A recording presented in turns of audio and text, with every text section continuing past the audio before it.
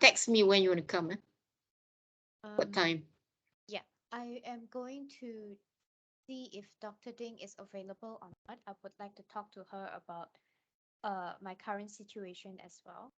Then based on after her before or after her meeting, then I'll let you know uh when I'm still on campus, and then we can arrange for based on your availability, of course, the professor. Yeah, yeah. Okay. Can you see this? Yes. All right. So today we're going to talk about language in general. So then it could be some information that you can use when you are evaluating the subsections of the article or the thesis. Yeah? And then at the end of it, we're going to talk about how to write the method section. So we're going to talk about active, uh, different kinds of sentences, active, sensitive, active versus passive, um, simple sentence and complex sentence, vocabulary and phrasal verbs. So this is where you can actually use the thesaurus. Synonyms. Synonyms are similar words, are different words, but having the same meaning. So, for example, marvelous, beyond belief. Let's say if you want to talk about if you the concept is beyond belief. This is especially for um, when you are writing your own thesis, and you have to make sure that the duplication is less than 20, for example. So you can rephrase words. And let's say you talk about the word incredible. So then you can look up under www.thesaurus.com, and you can use the different kinds of words that are similar. So you can look up the synonyms of words using a thesaurus online. A lot of things online now. So you can use different words, not the same, not exactly the same words. Because when you do Turnitin, Turnitin is the duplication software. Um, you are required to, if you let's say you have a high score, then you have to rephrase many things. So when you do rephrasing, then you can relate to the synonyms, uh, the online software. Okay. So academic writing or scientific writing is different from our everyday use of the language. Our everyday use of the language is called the colloquial use of the language, everyday language. We call it colloquial use. In scientific writing, you don't want to use big words. You want to use simple, direct words. So, for example, if you say the notion of bring down, so which is a phrasal verb, you can use this. You can replace that with reduce or come up with. I want to come up with a new design. Let's say, then it means created, invented, or developed. You want to find out. So you want to find out. There's three words. You can actually say to discover, to attempt to understand, to comprehend. So these are the kind of words that are usually used in everyday language. So, however, do use these phrasal verbs. So not all phrasal verbs are negative. You can use words like to carry out when you're describing the method, the aim, objective, to investigate, um, to look at, investigate, to point out, uh, which is actually said or stated. Okay. Oh, I don't know why I used the Malay. I'm gonna take that out. So then try to use clear words, direct words, not big words. Um, okay. So another factor that we need to take care of is coherent and cohesive. So coherence is basically the logical bridge between words, sentences, and paragraphs. So you have like connectors. For example, words like um, for a start, we're going to introduce. We will. This will then the second connective. Maybe you want to say next, or after this we will. You know. So you use cohesive devices to connect the ideas within each sentence. So sometimes between sentences, there's also the connectors like and, but, or, and paragraph. So paragraph, like just now, I say, first of all, then, eventually, you know, so you, I need to get a mouse. Okay. So main ideas. So if you lack coherence, then it is difficult for the reader to get your main ideas and meaning.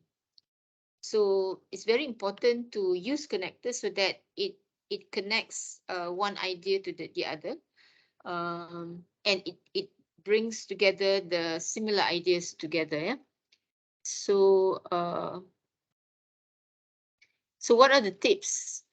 Coherence between sentences. As I said, topic sentence, right, for the paragraph.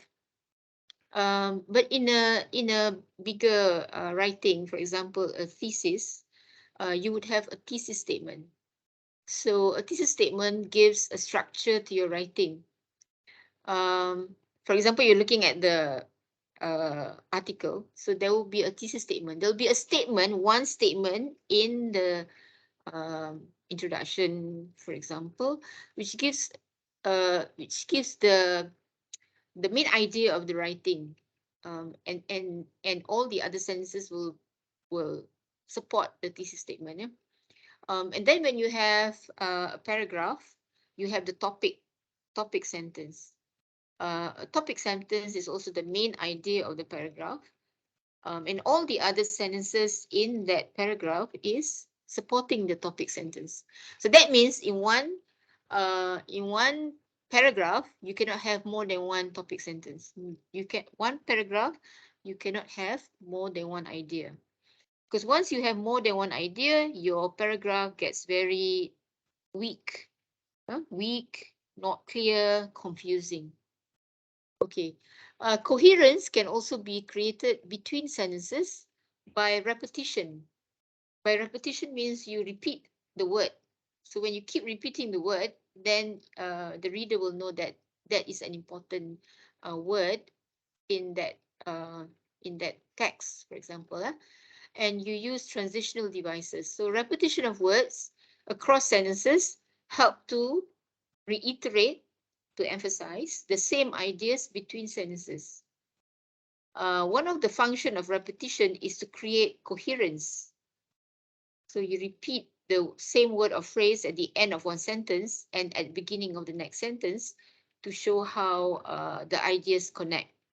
So for example, as you can see, the most important part of an essay is the thesis statement. The thesis statement introduces the argument of the essay. The thesis statement also helps to create a structure for the essay. So I have bolded the words that is repeated. So you can see that this is one of the ways where you can repeat to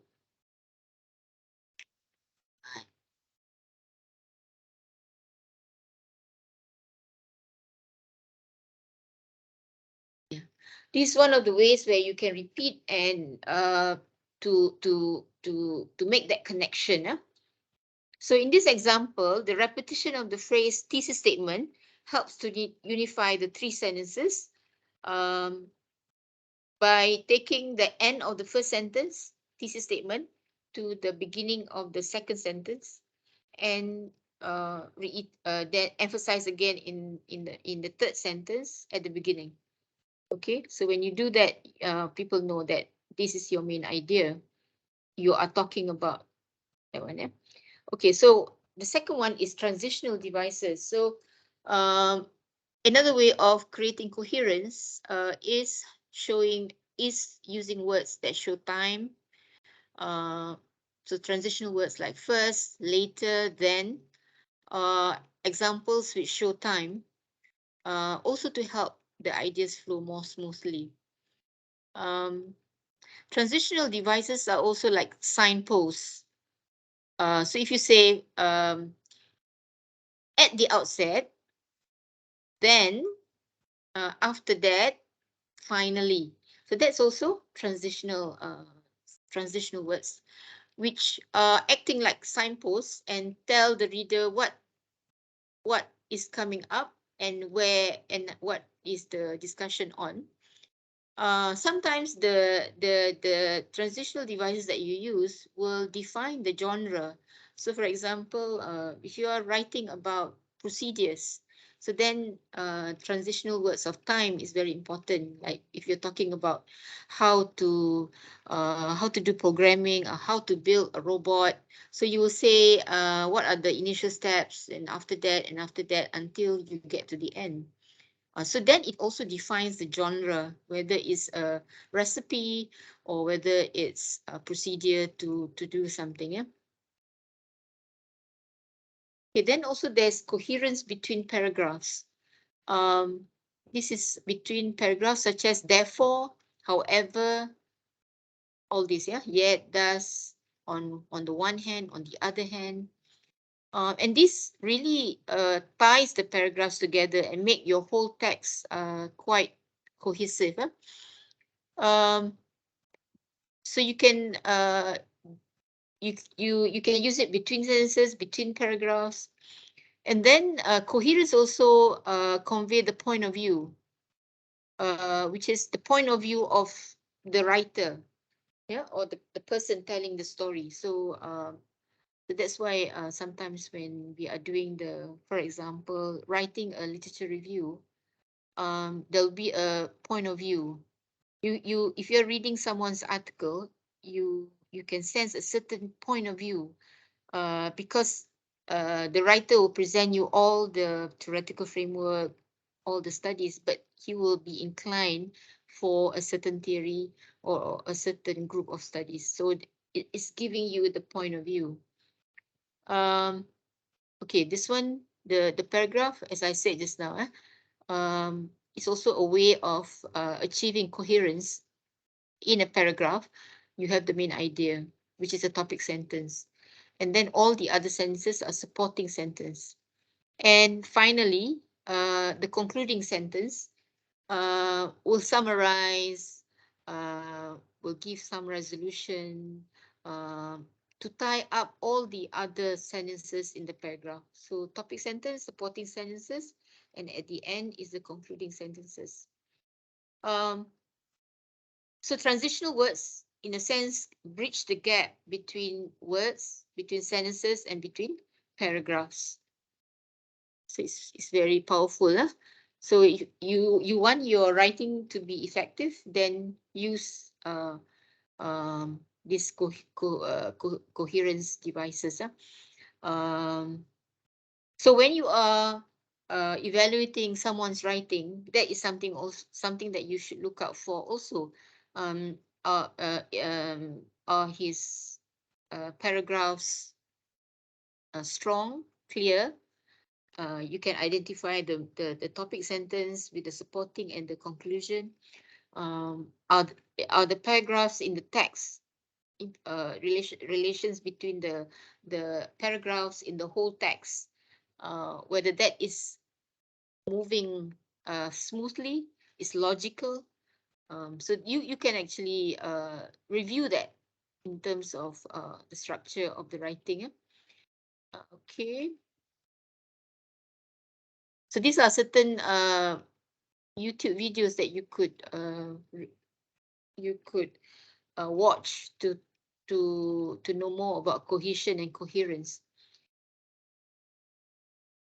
Okay, this one is cohesion, coherence also. Okay, now then we go to active and passive. So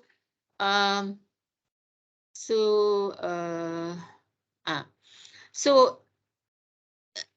a passive sentence is this example, the work was completed by Kingston. So this is a passive sentence. Why is this a passive sentence?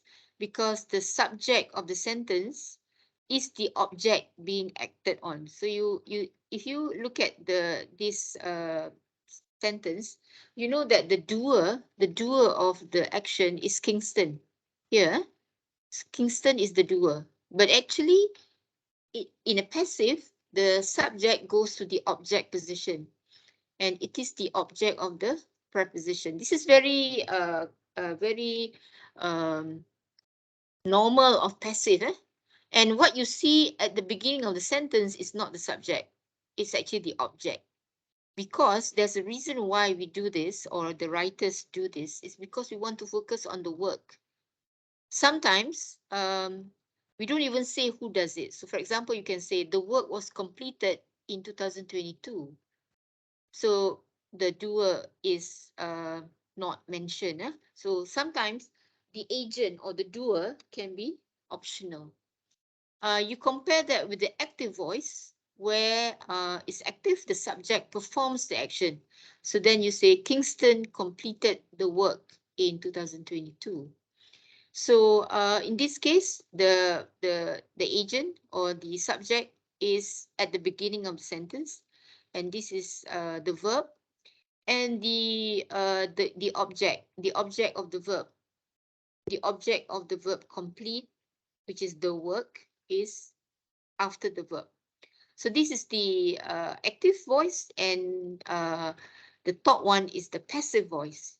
Okay. All right. So there are many kinds of passives.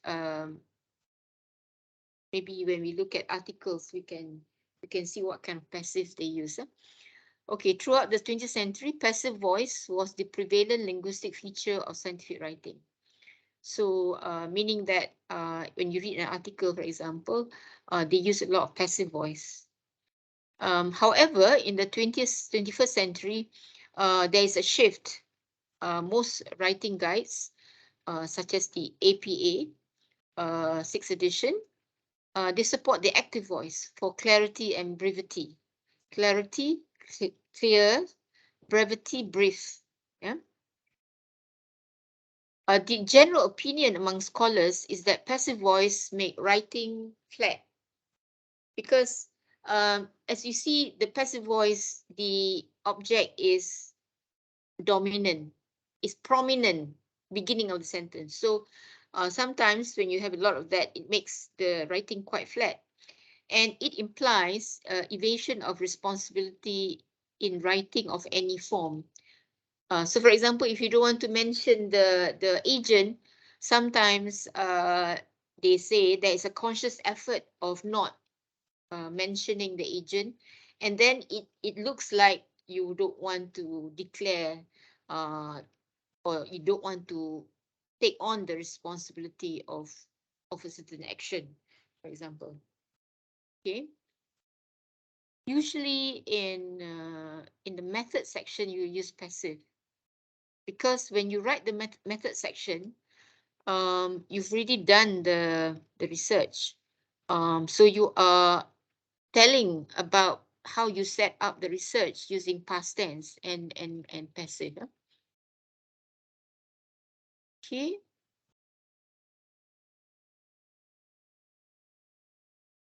APA is American Psychology Association. It's a widely used style guide. Advises that verb tenses and voices should be used judiciously. Judiciously means not too much, not just moderate. Moderate. So not too many, like everything is passive, then it gets flat. But also not too many active. A good mix of active and passive. So the active voice is used primarily in the discussion section, where you are conveying that it is you supposing certain things and having particular assessment. So in the discussion section, you take your results and you explain your results so that the results are yours. So then the active is more suitable there. Okay. Whereas in the method section, you can do a mix. You can break the monotony of using just passive. You can add with active. Yeah. So for example, John Gear in 2015, he says, in academic writing, passive voice is used to describe a process, the results of study or similar material, which is objective in nature. And that is usually the method section. And active voice is used to describe actions. So that would be in the discussion section. But you can do a mix. So in reviewing the method section of a certain paper, you want to see what style, what type of sentences that the author is writing is using, yeah, and describe what you think, whether it's too much or it's just nice, yeah, clear.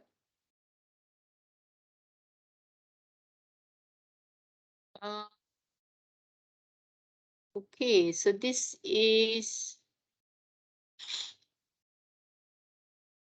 my colleagues and I designed an experiment to test the impact on worker perceptions of well-being when domesticated cats were allowed to freely roam various work environments in which the subjects were normally employed.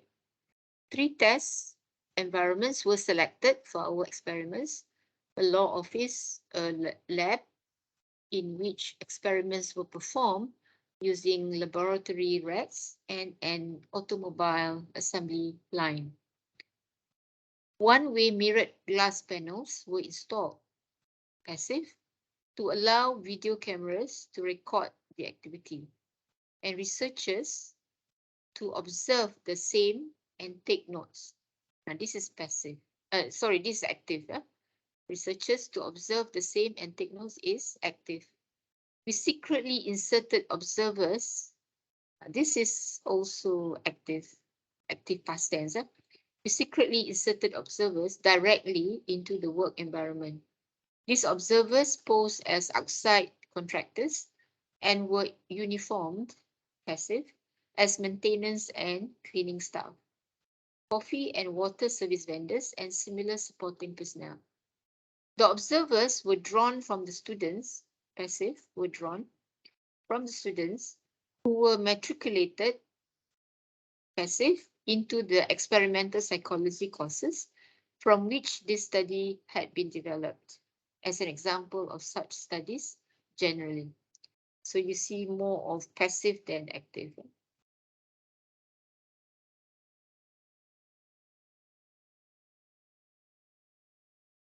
So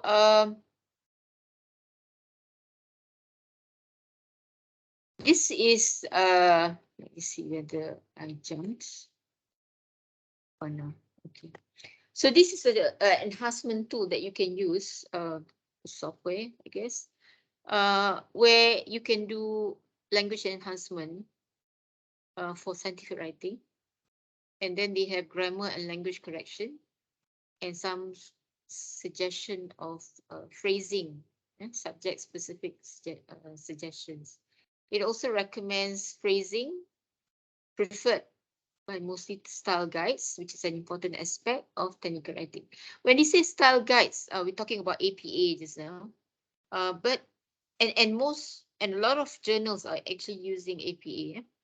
But there are other styles too, and you can choose. Now we have Grammarly, right? So we have Grammarly where you write something, and then the Grammarly will show you, will highlight words which are wrongly spelled or wrongly phrased, phrases, and it can make your writing better. Example, like if you do a Google Doc. If you do Google, have you ever used Google Doc before? So if you go into your Gmail, in the Drive, on the right side, there'll be some icons and you can click and there'll be Google Drive, let's say. So you go into that and then there'll be the Google documents. So you can do Excel or you can do Word doc in Google. And when you type your Google Doc, they will give you editing suggestion, spelling, editing. And the Google Doc is very good also because you can share docs. That means if you are writing, especially if you are doing if you're doing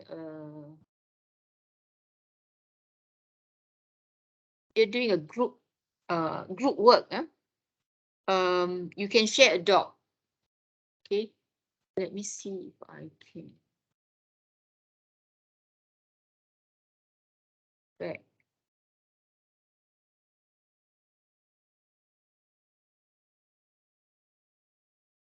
See if I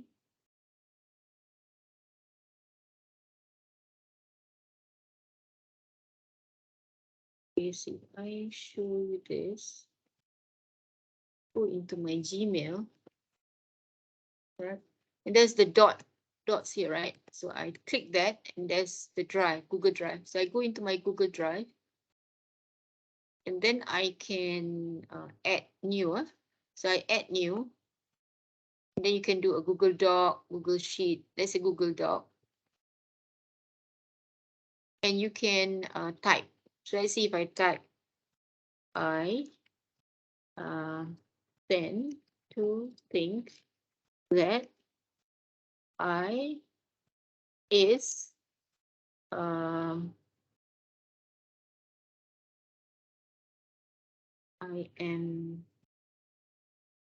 tend to think that I am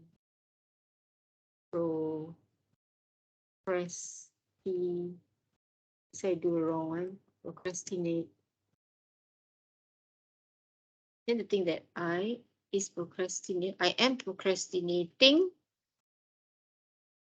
too much, let's say. So you can see that it highlighted. So if you click there, then it gives you the suggestion. I think, but I am. This one is actually what I don't sure why it's not picking up. Then it's picking up that my is here is wrong. Can you see? Can you see my Google Doc? Yes. Okay. So here it shows that this is a wrong. So if I click on it, then I either say I procrastinate or I am procrastinating. But let's say you follow, then it edits for you. So this is one way of writing and then making sure that your spelling, your grammar is correct. And then one thing good about this Google Doc is you can share. So you can see here on the right top right, you can share with friends, with your let's say your group mates. So you can share. Let's see if let's skip this. I want to share. So if I want to share, I can share. I can just add in whoever. And then people who, so after, let's say if I put myself, my Gmail, all right. And then let's say I put myself also.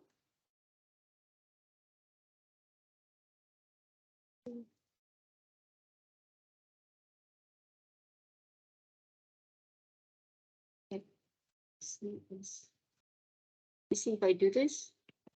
So I have to, okay. So I can do my one or two or a few. Then you can determine what's their role. So let's say if you just want them to read, then the viewers, they are the viewer, they cannot edit. But if you say they are the editor and the commenter, then they can edit. So I guess you can choose editor lah. Okay.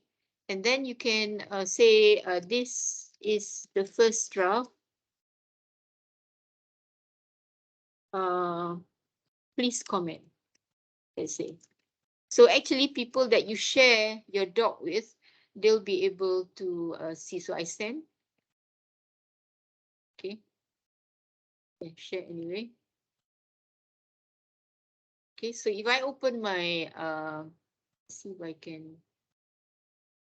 I open my UCSI mail. Can you see my UCSI mail? Yep. Okay. So if I, it does take time sometimes. Here. So I have already here. Alga Irazat shared a document with you. So these are interesting ways. Sometimes I collaborate with other colleagues from the US, from anywhere actually, and we can work at the same doc, you know. So it's very neat actually, and you can see it real time. If someone is typing and you are looking at your Google Doc and your other friend is typing, you can see that the person is typing on the doc. It's real time. No need to save it. It saves by itself. Okay.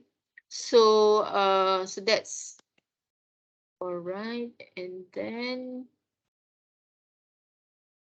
go back to my PowerPoint. Actually, Professor, that's how I teach in class if I am not physically in school Uh-huh. or we are fully online. Uh-huh. That's how I actually teach. I will open up my Google whiteboard. It's called Jamboard, or I'll Mm-hmm. use a Google Docs, Mm.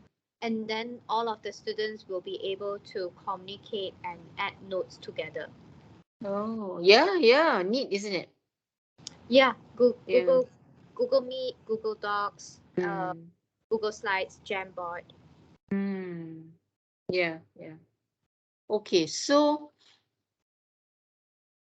we are not afraid anymore to have our writing being wrongly wrongly spelled words or grammatically wrong. Okay, so basically that's uh, so I thought that it jumped actually.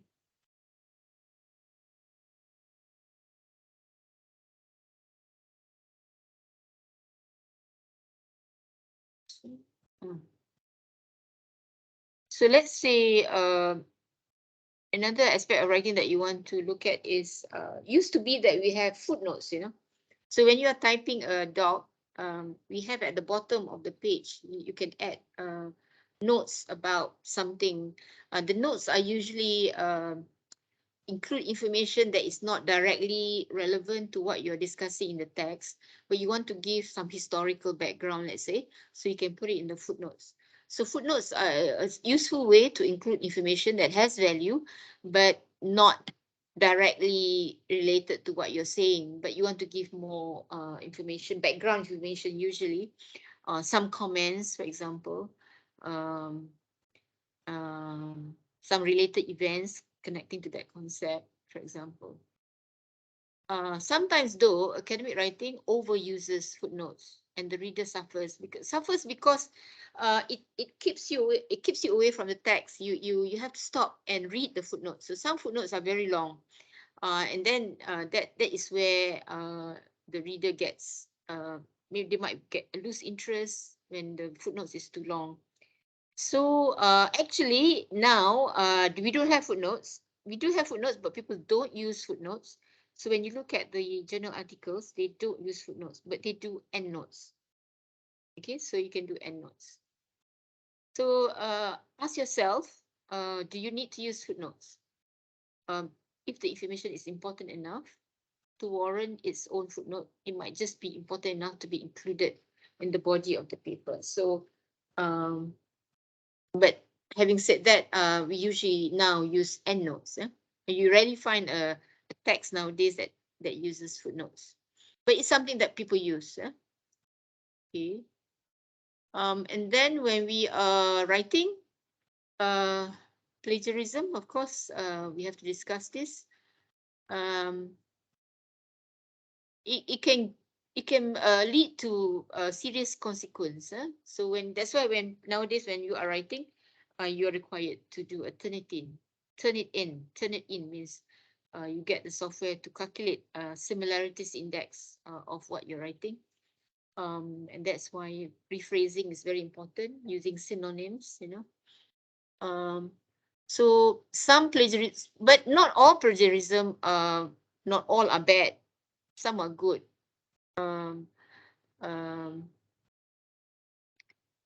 let's say you want to copy the exact, quotation. You want to copy the exact wording of the original author. So then you can copy, but there's a format of indexing, a citation, format of citation, that if you want to take a block, a paragraph out of that the text that you are reading. Sorry. Oops. Oh, that is how when you share it on the web, on the WhatsApp.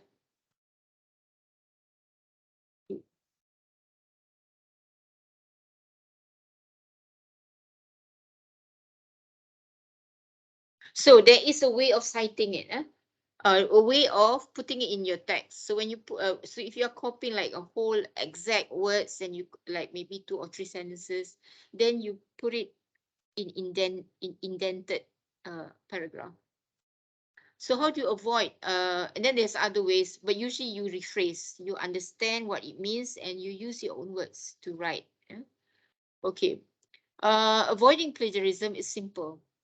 Anytime you use someone else's words, you have to give credit to the source. So be careful. Take good notes. So usually we want to get the essence of the article that you are summarizing, and then based on that summary, you use your own words. Don't oversight. Don't oversight means sometimes too many references. Sometimes, let's say a sentence or a paragraph, they list so many references. So you can use that once in a while, but not all the time, because then it doesn't look credible. So later we will talk about citation. Then you have the citation in the text, and then you have the reference list at the end of the article. So you want to make sure that the information in the bibliography list is accurate, complete, because sometimes you find that it's in the text, the source is cited in the text, but when you look at the reference list, there's no description about that text, or there is in the reference list but it's not in the text. So sometimes like recently, maybe we're doing the proof, we published the paper that we discussed last week, right? So at the end, when the editor of the journal was the technical editor of the journal was looking at the proof. The proof is the version of the paper that is after that it's going to be printed, so it's the exact how it will look like when it's printed. So they highlighted to us that some of our references in the bibliography is not in the text. So they say either you insert it in the text or you drop it. So because there's so many of them, because there's so many writers, right? Like that paper, we had 4 writers. So some people might have inserted the reference, one of us, but not putting it in. It goes the other way again. The other way, like it's in the reference, but it's not in the text. Sometimes it's in the text, but it's not in the reference. But in our case, they were in the reference list, but not in the text. So what I had to do was I had to take each text and try to put it in as much as possible. Sometimes it's something that I don't quite not familiar with. Maybe someone else had put in the reference. So I had to Google the paper, read the abstract, and then see which part it can go. So it is quite tedious in that sense. So it's hard work actually, writing. So therefore, you should, when you are getting the idea from a certain paper, you give credit where credit is due. Writing papers are not easy. It's actually very hard work. And then we must know how to make citations. So these are the things that we should do to avoid plagiarism.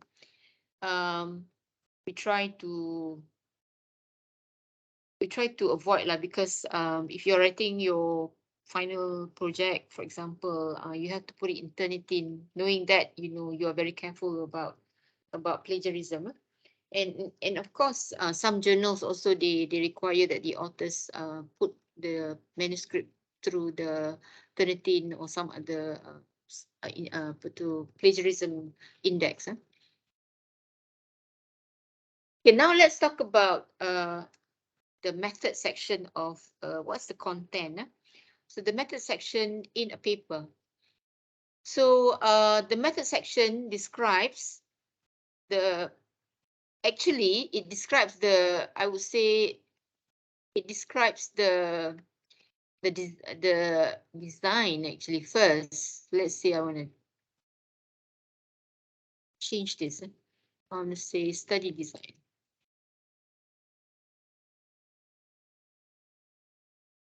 So this one, you say either it's a cross-sectional or it's a longitudinal.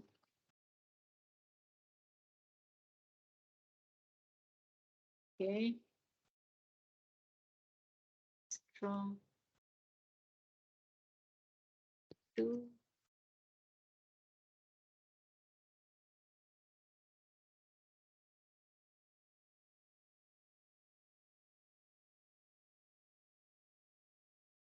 So first of all, you talk about you tell the reader about your study design.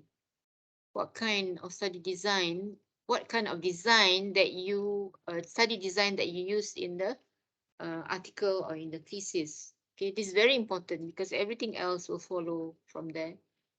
You also need to tell about your participants.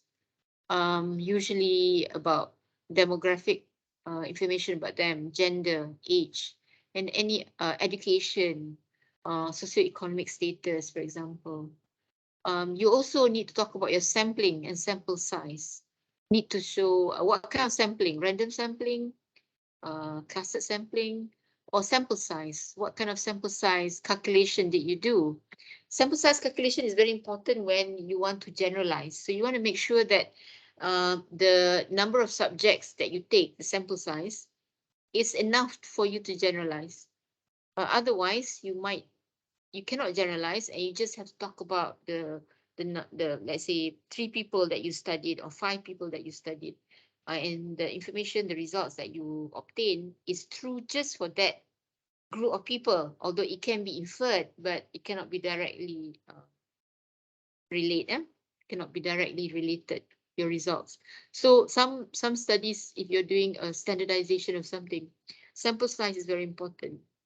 So it's very important to show how you get the sample size. So sometimes you use Chris and Morgan, for example. They have a table of sample size, or you use the G-Power online, right? Okay, then you want to talk about the materials that you use in the experiment. If you're doing some assessment, for example, some assessments so you can divide it into sample materials. So some material are for screening, and some are for actual study, experimental study.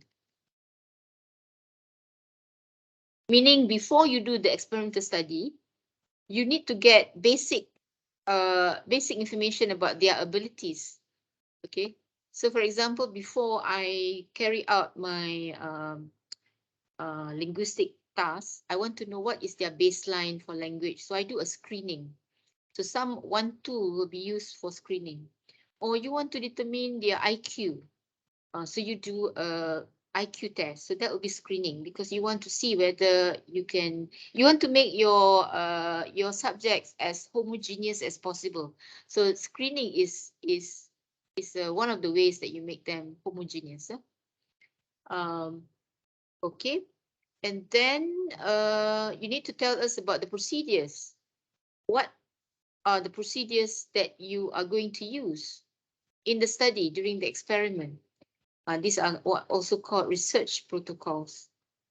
In the method, you're going to tell us also how you're going to how you can collect the data, and then what unit of measurement are you going to use when you are coding, when you're coding the data. This you have to explain also. And then you have to talk about your methods, your analysis methods. How are your data going to be analyzed? So this is this is where you actually talk about your statistical tests. What statistical tests are you using to analyze the data? But actually, this part, analysis method, is connected to your chapter 1, where you have your objective and your research question. So your research question should work together to support your objective, right? Your research question should work together to support your objective, but it is also used for your method. So sometimes in your proposal, you will put in a table, for example, this is my objective, this is my research question, and this is my statistical measurement or tools that I'm going to use. So by having that table, the examiner of your proposal can see clearly, or your audience can see clearly, that you understand in order to achieve your objective, you need to use this statistical test, for example. And so you state, so in the method, you're going to explain to us what you're going to use to analyze the data and what is the unit of measurement. And then at the end, you do reliability and validity of the data. So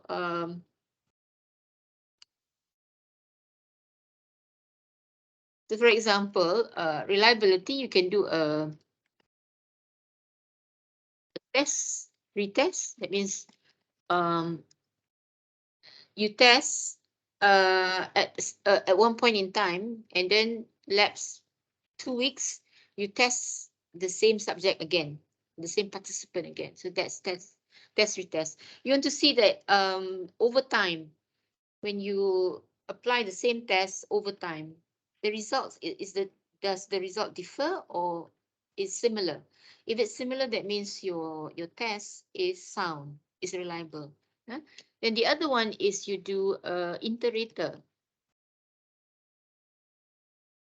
So iterator means okay, wait, iterator, and then validity of data. You can do a phase validity. You can do concurrent validity, etc. Okay, so okay, so so you do you can do iterator. Iterator is where let's say I am the person doing the data collection, so I'm going to collect data of 30 children, for example, and then another colleague comes. I train the person to look at the data, and I train the person to understand the procedure, and then he then takes 10%. Let's say, so he takes three of the subjects and assess again. So then then we compare the results that I got and the results that my colleague gets, and see whether they are similar. So if they are similar, that means the test is reliable, because whoever administered the test to different people, the results are similar. So reliability is to say that the protocol is reliable, the test is reliable. And then validity. Validity is mostly the content. So you have phase validity. Phase validity is where you get a panel of experts. Let's say you do a survey, so you get a panel of experts to look at your survey and comment on whether you are asking the right questions based on your objective, based on the details of your study. Concurrent validity means, let's say if you are coming up with a tool and your testing language, for example. So so you have your scores, then you take already established testing language, and you administer the test. So then you compare the results of your test and the established test, which is the gold standards lah. Yeah? So if the results are similar, then you have achieved concurrent validity, or the concurrent validity index. So so these are the things that should be in the article that you are reviewing, or in the thesis that you are reviewing. Okay. So it's very clear. The method section lays out very clearly details about the study. Okay. Then what about the language? So you need to use clear and precise description, because you're explaining. Yeah? So your explanation has to be very clear, and you must tell the rationale of why you're using specific experimental procedures. The method section should describe what was done to answer the research question. Like I said just now, it describes how the study was done. It also justifies the experimental design. So it goes back to your objective, your research question, and how do you carry out the data collection and data analysis. So that's the design, the study design is very important. So let's say you want to say you want to study the opinion of users of MRT, for example, in Kuala Lumpur, for example. So in that case, with that objective, you know that you can do a survey over a few hundred of people and do a quantitative, but I think more better if you use a qualitative analysis, where you do a focus group interview of, let's say you take you survey 300, but you take 10% of the 300, like 30 people, and you do a focus group interview. So during the focus group interview, you present to them questions, and they answer the questions, and usually the questions are formulated from your survey. So you've done the quanti, and then you want to know what exactly is contributing to the low score on certain aspect. So then you ask those questions, and sometimes you get a better insight of the aspect that you are studying. So it will justify the experimental design, and then also the results will be analyzed. And then it says that for clarity, when there's a lot of things that you are describing, right? So that's why sometimes that's why we have subsections. It depends on how long the article is.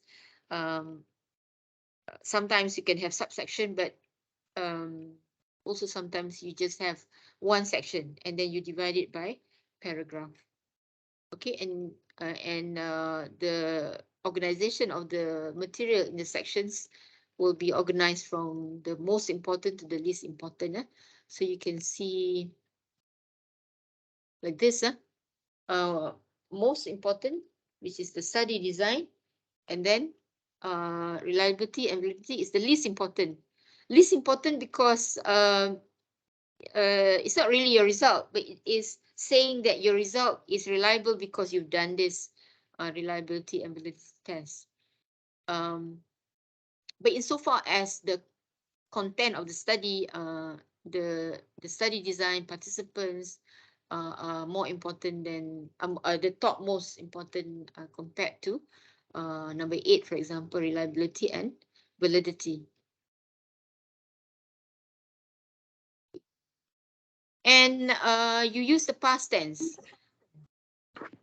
Professor, very Yes. sorry. Yu Liang left accidentally and he wants to join the meet again. Is it possible to add him in again? I am unable to do so from my end.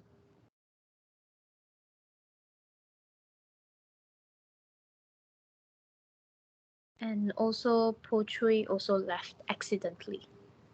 I'm not sure Oh, if they left accidentally or something.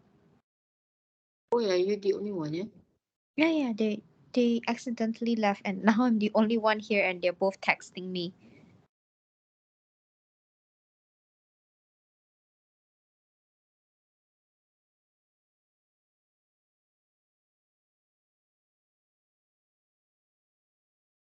Alright. It seems like I can add Jiming, but I cannot add both of them. I'm not sure why. Actually, if you've been in here, whenever I open for class, you should be able to join, you know? I'm able to join, but they cannot. I wonder why, eh? Because Oh, Celine or Celeste, eh? Celine. Celine. Celine is a registered Yes, and student. I can't add her too, so I'm not sure what's the issue here. Perhaps the control is under someone else. So Yeah, it's by the admin. I think maybe admin already locked everything. So I They can't left. simply add people in. So let's see. These are the admins, you know, Nur Fadlina and Nora. I see. They are the admin at the faculty. Yulian. Yeah, Yuliang and Celine.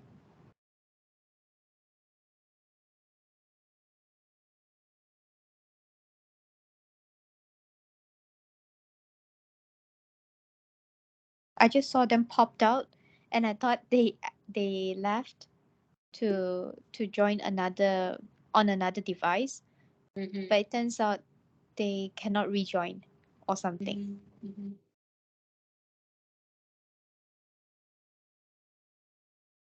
Do you have them, Professor? They're connecting.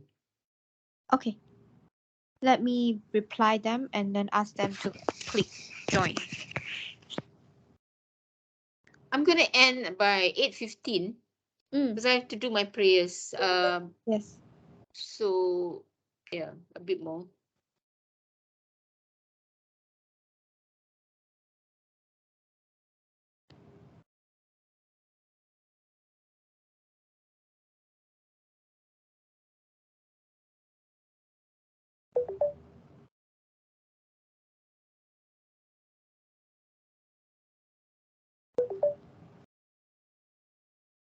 They cannot come in, huh? Yeah. But anyway, I'm ending actually. So Yes. I'm just gonna finish up, eh? Yes, sure. They can watch the recording. Yep.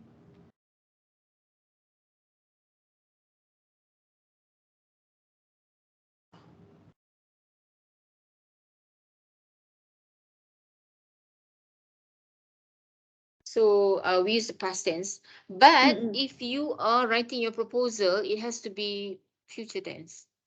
Your proposal, your research proposal, Yes.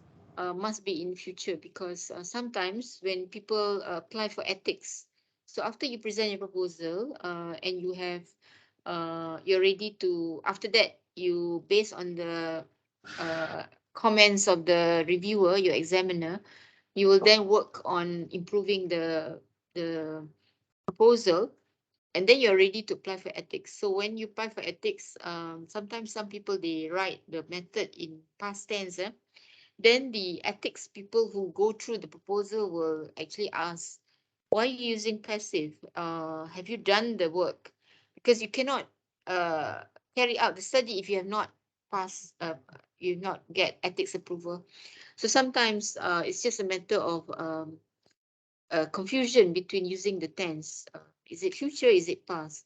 But so in your proposal, use future, but in your article that you're writing, or your thesis that you're writing, or your project paper that you're writing, in your method, you should be past. Okay, and then be descriptive. Provide enough detail that and so that another researcher could replicate your experiment. but also but be brief. But that's the point, you see, because when you share, when you send for publication, you share in the scientific community, so that other people can do it on other population, for example.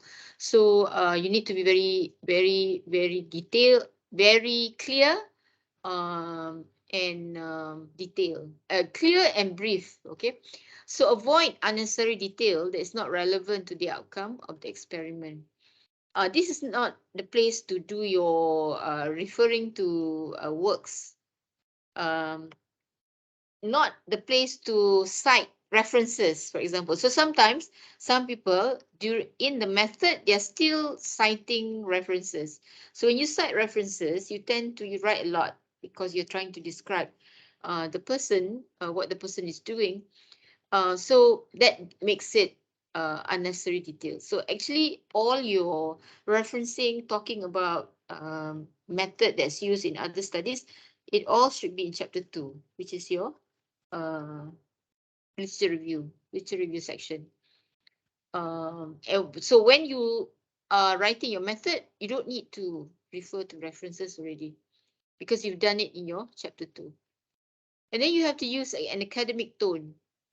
Cannot use slang or colloquial expression. So word choice is very important. Uh, a lot of writers are using participants in the paper, referring to the people involved in the study rather than subjects. And don't use contraction.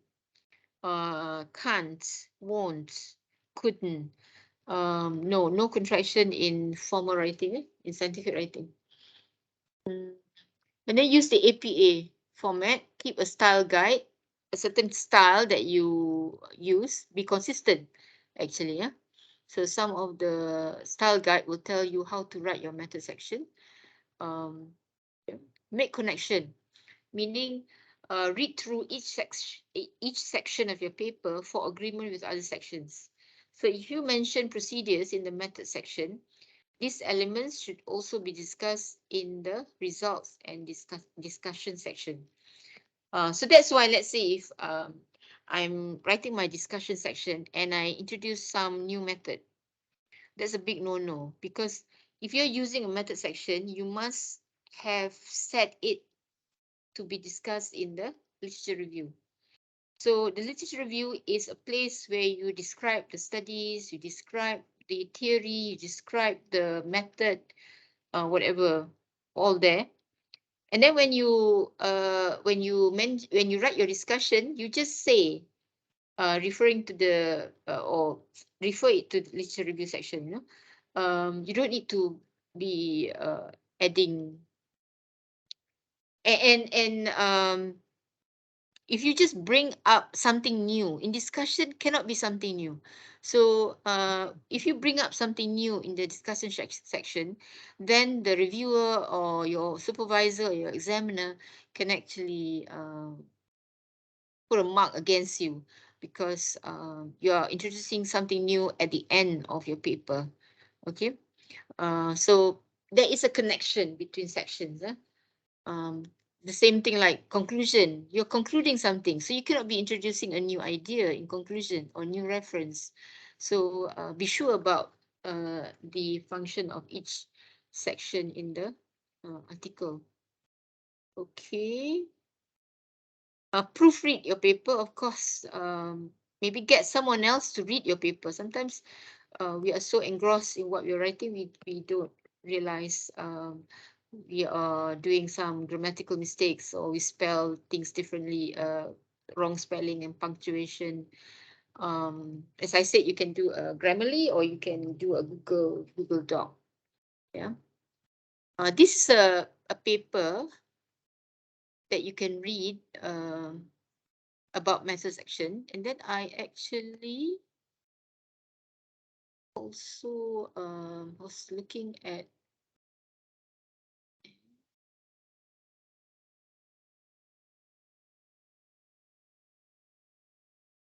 also found something a reading. See whether I can show you.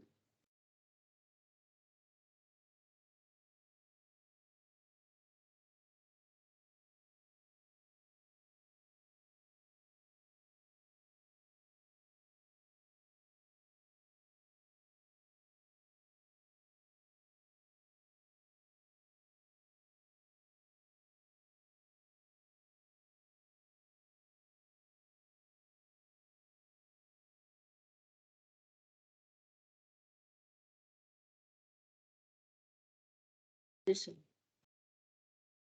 Writing the materials and method section. Although it's for medical, but it's also relevant. So you can read this. Be systematic. Professor, I can't see your screen. You Sorry. can't see my screen. Okay. Yeah.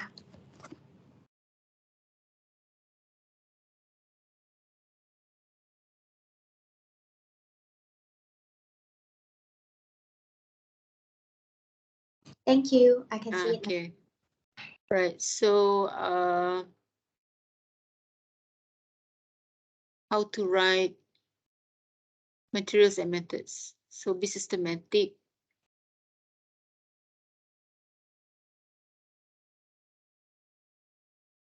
Three-step process of writing the material and method.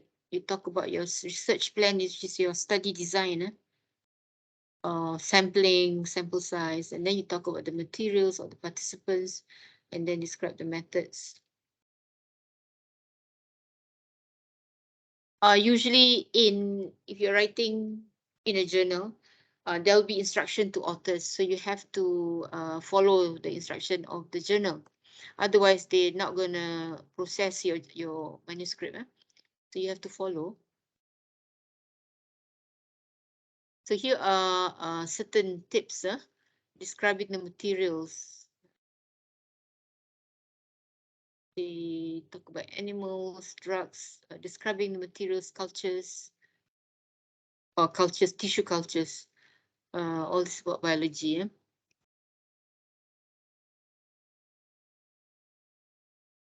Equipment. Common errors. Writing the section as a set of instruction. Mixing the results with the methods. Like I was reviewing a paper the other day, and they didn't mention the design, the study design, but it was a survey study. And then when it gets to the data, I wasn't sure, because there's no mention about study design. I wasn't sure whether they were doing a cross-sectional or they were doing a case study, a case series studies. Because there were 13 participants. So my review of it is need to state what's the study design, because out of the 13, they divided into two groups. One was using Malay and one was using English. So then it looks like a case study in that sense. So we need to be very clear, because when we read the article, the writer is not in front of you to explain to you what it is. So that's why when we're writing, your writing has to be clear, informative, so that just by reading, people know. You don't need to be there to describe, to explain. So that's why you need to be very clear, very systematic. Okay. I see. It's more for medical. So basically, take home point, method is what was done, how it was done, how data was collected, and how the data was analyzed. I think I'm going to take some of this into the PowerPoint, not much. But the thing that I showed you just now, the link, and that one you can, it's like from a blog spot that you could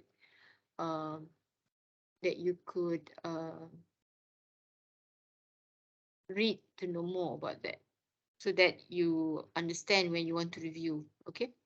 All right. So I have to I have to leave. I am gonna end the lecture. So tomorrow we have a class. Okay. So tomorrow, we want to do some activities, like you want to look at the method section of an article and describe. So you can choose. You're going to do a write-up also, I think, for this. A review of method section. So might as well choose an article that you want to describe the method, and then discuss it tomorrow. And then you can, after that, you can write it up. Okay. Okay. All right. Professor, will you be sharing today's notes as well? Yes. But maybe tomorrow. Okay. All right. Thank you Or so late. much, Professor. Yeah. Or late tonight. Okay. Okay. Go have a good evening. Bye bye. Thank you. Bye-bye. Okay. Bye bye.